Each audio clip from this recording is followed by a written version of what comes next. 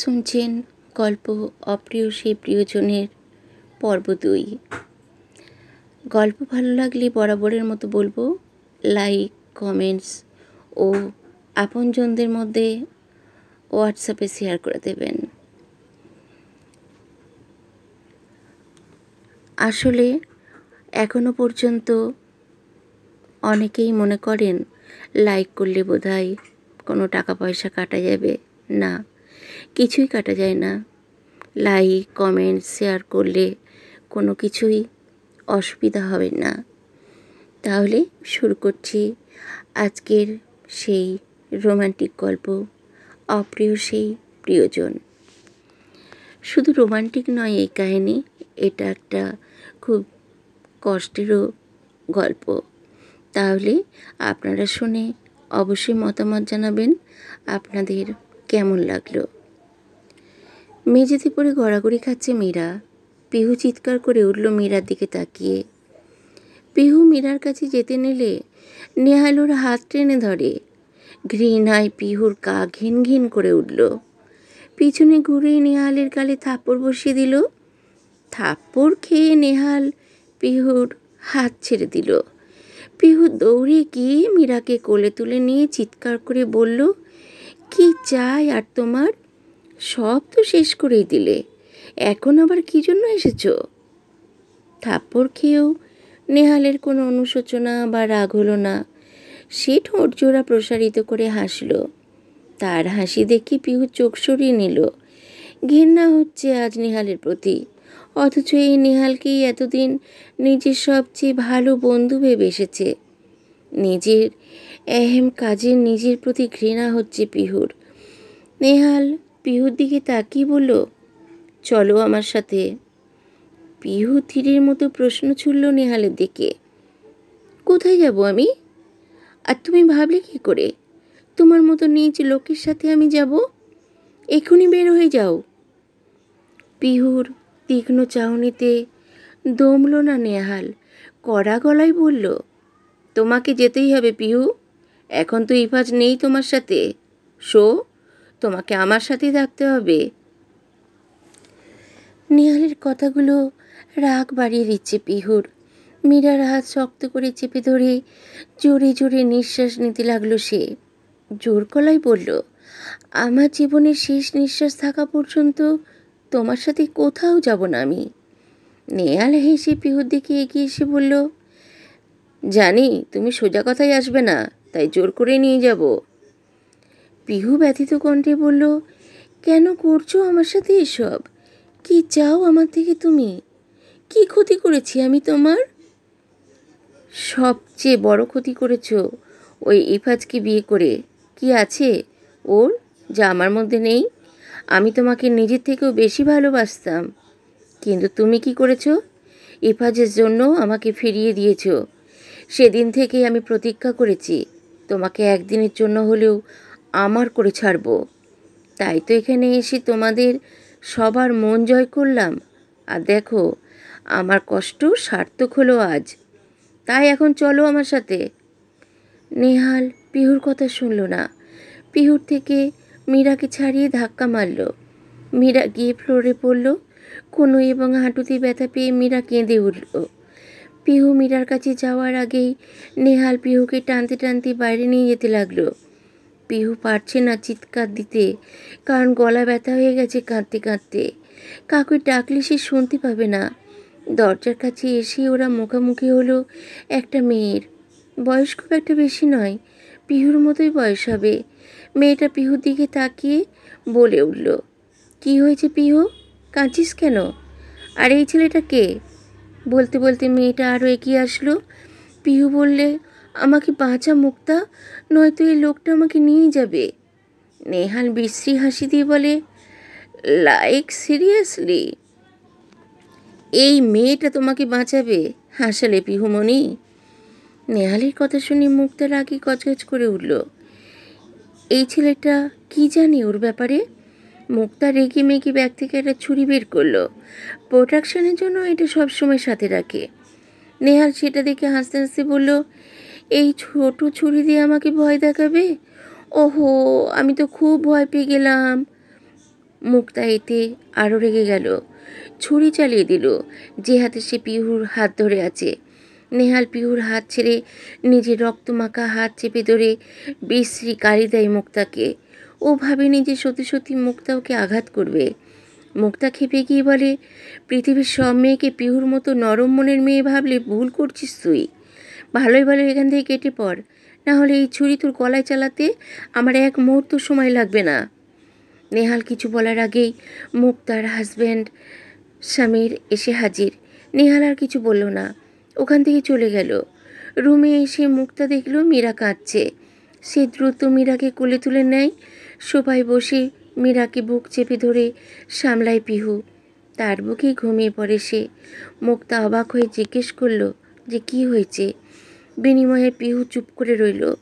যখন মুক্তা ইফাজ আর ঈশানের কথা জিজ্ঞেস করল, তখন পিহু নিজেকে সামলে রাখতে পারল না, হু হু করে কেঁদে উঠল।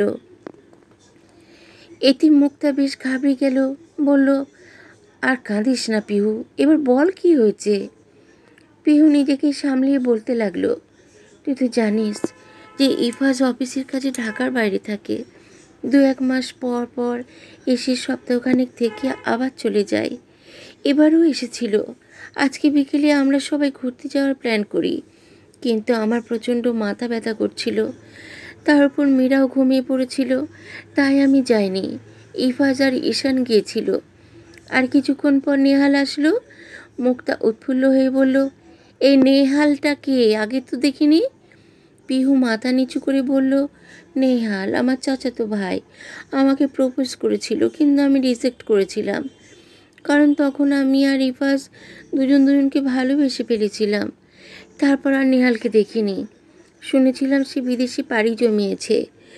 এসব নিয়ে আমি আর ভাবিনি, কিন্তু 5 মাস আগে নেহাল দেশে ফেরে আর আমাদের বাড়িতে যাতায়াত শুরু করে।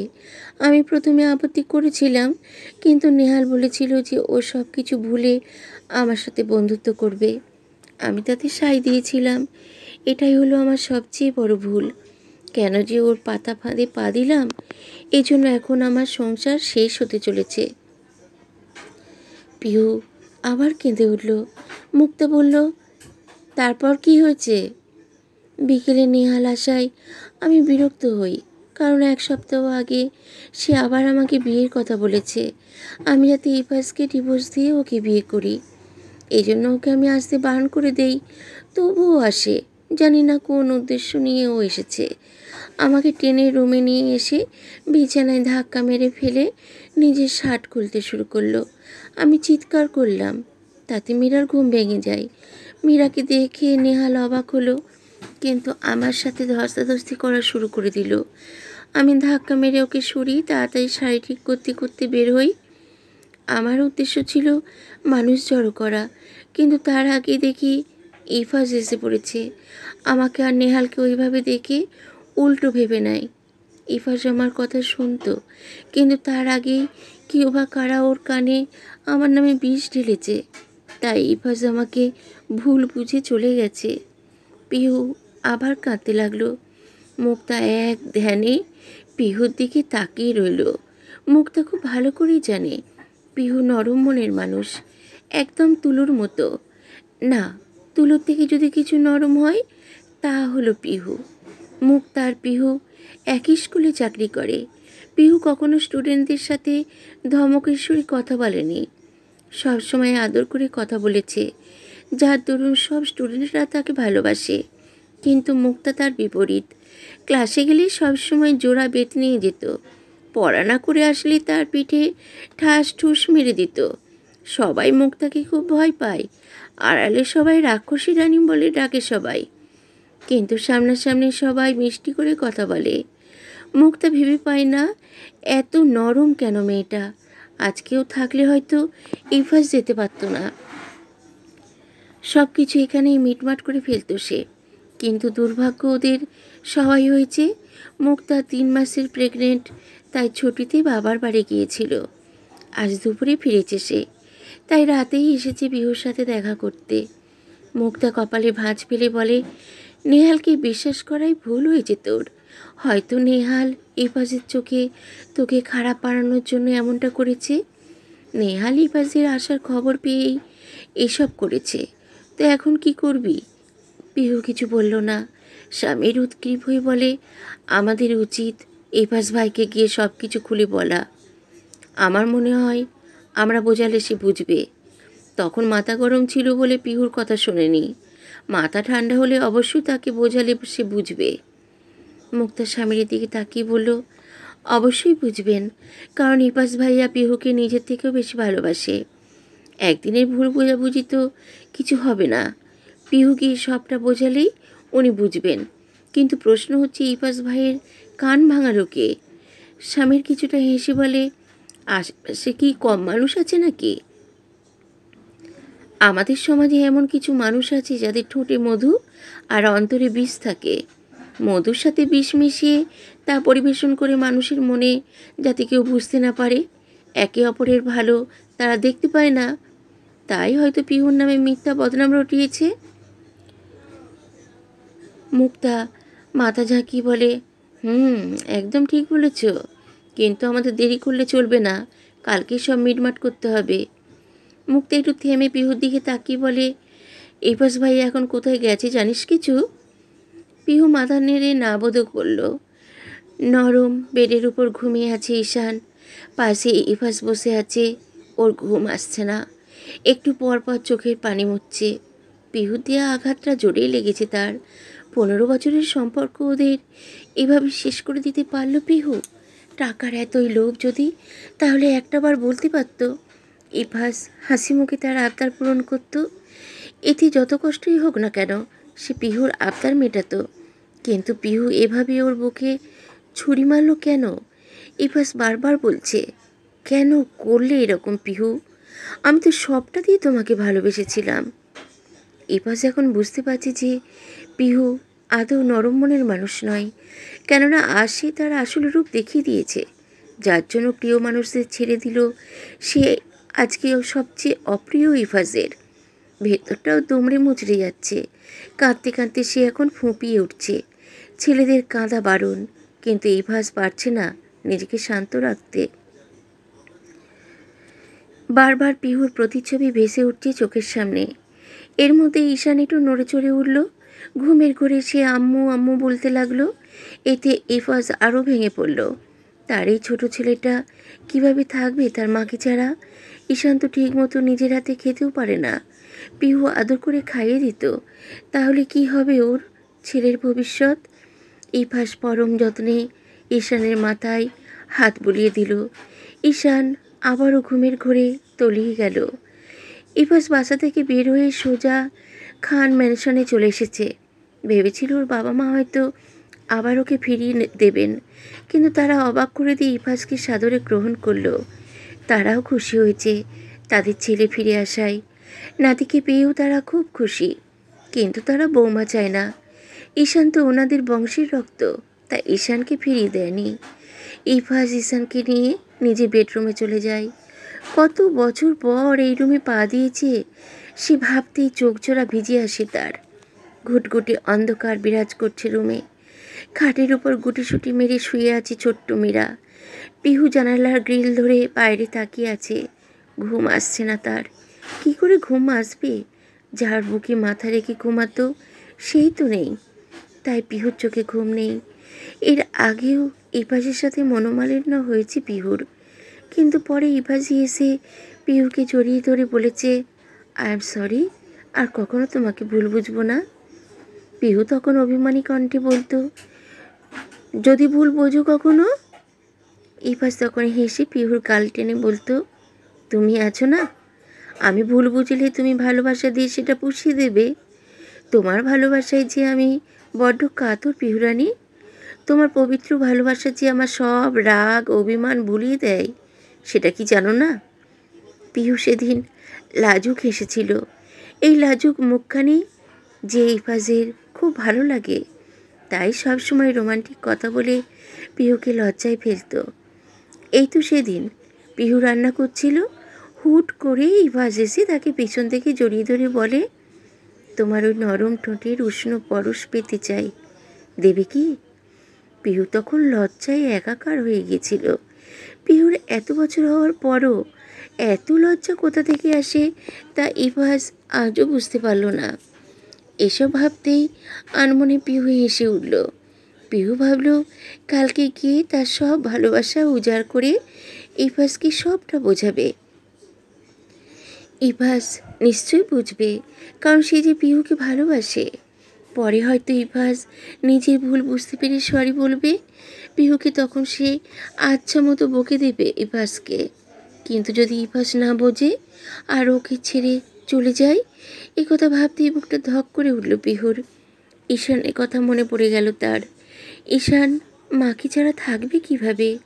খাওয়া দাওয়া, গোসল করা, স্কুলে যাওয়ার জন্য রেডি করা সবই তো পিহু নিজের হাতে করত। পিহু ঘাড় ঘুরিয়ে মীরার দিকে তাকালো। তাহলে কি তার ছেলে জীবন মীরার মতো হবে? বেচারি মীরা, এটুকু বয়সে বাবা মা হারিয়ে সে নিঃস্ব। মীরার মা পুষ্পা পিহু ছোটবেলার বন্ধু ছিল। ওদের সব সময়কার চলাফেরা একই সাথে হতো। পুষ্পা বিয়ে করে মিলন নামের একটা ছেলেকে লাভ ম্যারেজ ছিল, ঠিক পিহুর মতো। তবে মিলনের পরিবার বলতে কেউ নেই, সে একাই। পুষ্পা কনসিভ করাতে মিলন খুব খুশি হয়েছিল।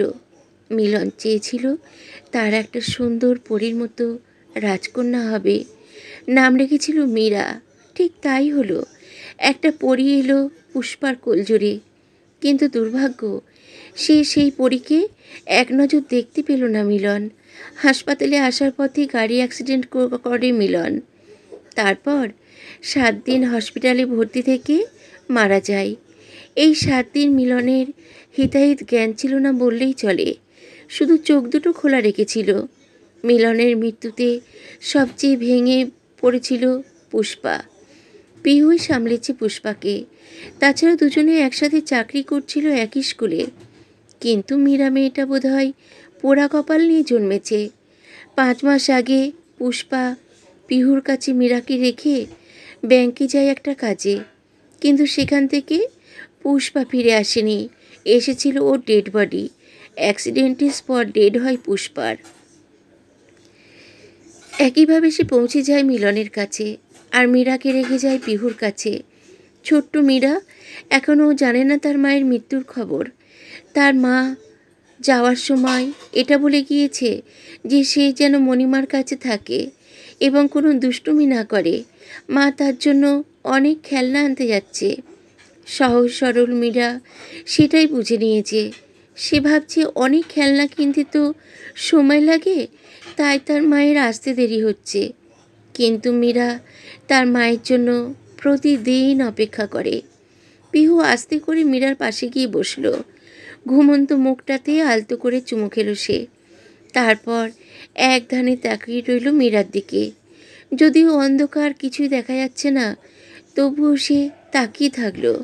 গভীর রাতে উজু করে তাহাজ্জুদের নামাজ আদায় করল পিহু। মোনাজাতে কেঁদে কেঁদে সে খুব করে ঈশান আর ইফাসকে চাইল। তারপরও ঘুম আসলো না পিহুর। ফজরের নামাজ পড়ে সে উত্তেজিত হয়ে পড়ল। কখন যাবে ইফাসের কাছে আর কখন ওদের ফিরিয়ে আনবে?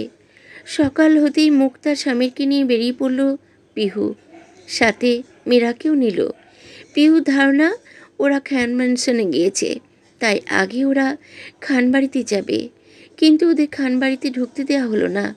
গেটের সামনে দারোয়ান আটকে দাঁড়ায়, বলে আপনারা কারা, কাকে চাই? পিহু কথা বলতে পারল না, গলা আটকে আসছে। তার বাবার বাড়ির ভেতরে উঁকি ঝুঁকি দিচ্ছে সে। সামনে এগিয়ে এসে বলে, আমরা ইফাস খানের সাথে দেখা করতে এসেছি। উনি কি এখানে এসেছেন? দারোয়ান জবাব দিল, হ্যাঁ, কাল রাতে এসেছেন। তাহলে ওনাকে বলুন যে স্বামীর আর পিহু এসেছে ওনার সাথে দেখা করতে। দারোয়ান সূক্ষ্ম দৃষ্টিতে ওদের দিকে তাকিয়ে বলে, কিন্তু আজ তো বাসায় কেউ নেই। কপালে ভাঁজ ফেলে স্বামীর বলল, কোথায় গেছে? স্যাররা আজ পুরো পরিবার সহ লন্ডন চলে গেছে। একটু পরেই তাদের ফ্লাইট। সকালেই সবাই এয়ারপোর্টে চলে গেছে। স্বামীর আর কিছু বলল না। দারোয়ানের কথাগুলো পিহুর কানে বাজতেছে। না, এভাবে ইফাস তাকে ছেড়ে যেতে পারে না। পিহুর মাথাটা ঘুরে এলো। পড়ে যেতে নিলেই স্বামীর ওকে ধরে ফেলল। স্বামীর বলল, ভেঙে পড়ো না পিহু, শক্ত হও। রাতারাতি এসব হয় না কখনো। ইফাজ দেশের বাইরে যায়নি। পিহু কম্পিত কণ্ঠে বলল, দারোয়ান যে বলল।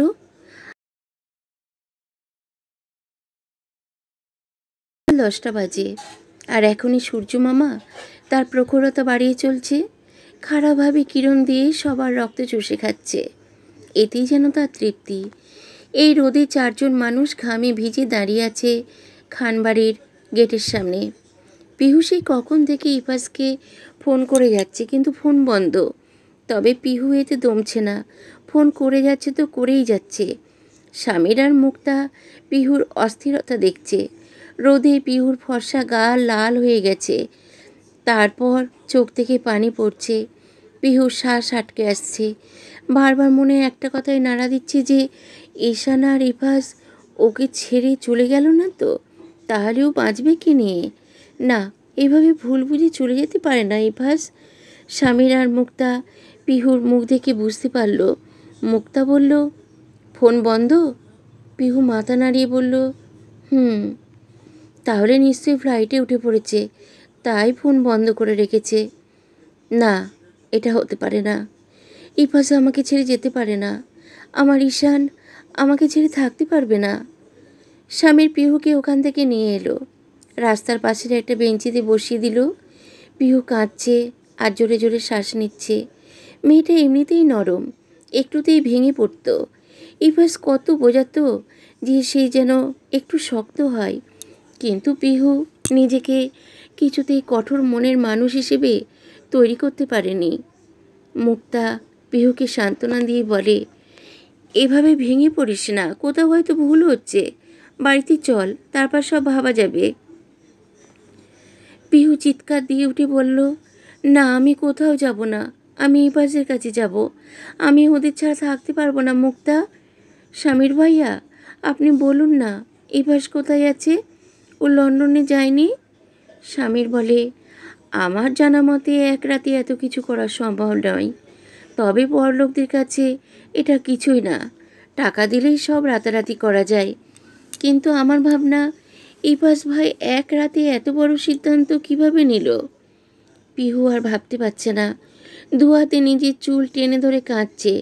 শেষে উপায় না পেয়ে পিহুকে নিয়ে বাড়িতে চলে যায় ওরা। দারোয়ান ইফাজের বাবাকে ফোন করতেই তিনি বললেন, ওরা চলে গেছে? জি স্যার। গুড। এরপর আসলে একই কথা বলবি, বাড়ির ভেতরে ঢুকতেই দিবি না। আচ্ছা স্যার। ইফাজের বাবা বুদ্ধি করে দারোয়ানকে দিয়ে এসব কথা বলিয়েছে, যাতে পিহু ইফাজের খোঁজ না পায়। এতদিন পর নিজের ছেলেকে ফিরে পেয়েছেন তিনি। কিছুতেই তিনি ছেলেকে নিজের কাছ থেকে দূরে থাকতে দেবে না। খুব শিগগিরই ইফাজকে তিনি লন্ডনে পাঠিয়ে দেবেন। সেখানে গিয়ে তার বিজনেস সামলাবে ইফাজ, এটাই চান তিনি। ঈশান ইফাজের রুমে বসে আছে, হাতে তার রিমোট কন্ট্রোল গাড়ি। একটু আগে একটা মহিলা এসে তাকে দিয়ে গেছে। আব্বুর কাছে শুনেছে মহিলাটা নাকি ওর দাদি হয়। সকালে দাদি ঈশানকে খাইয়ে দিয়েছিল, কিন্তু ঈশানে তাতে পেট ভরেনি। আম্মুর কথা খুব মনে পড়ছে। আম্মু কি সুন্দর করে ওকে খাইয়ে দিত, তাতে পেট আর মন দুটোই ভরে যেত তার। কিন্তু আজকে তো পেটই ভরেনি, মন তো দূরের কথা। তার উপর দাদি এসে মায়ের নামে এক গাদা বাজে কথা বলে গেছে। ঈশানের খুব রাগ হচ্ছে ওর দাদির উপর। ওর মাকে কেন বাজে কথা বলবে সে? আর এতদিন তারা কই ছিল? এখন এসেছে তার মায়ের নামে বাজে কথা বলতে। ঈশান ঠিক করলো এই পচা দাদির সাথে কথাই বলবে না। গল্পটি আজ এই পর্যন্ত। এর পরের পর্ব অবশ্যই তাড়াতাড়ি দেব।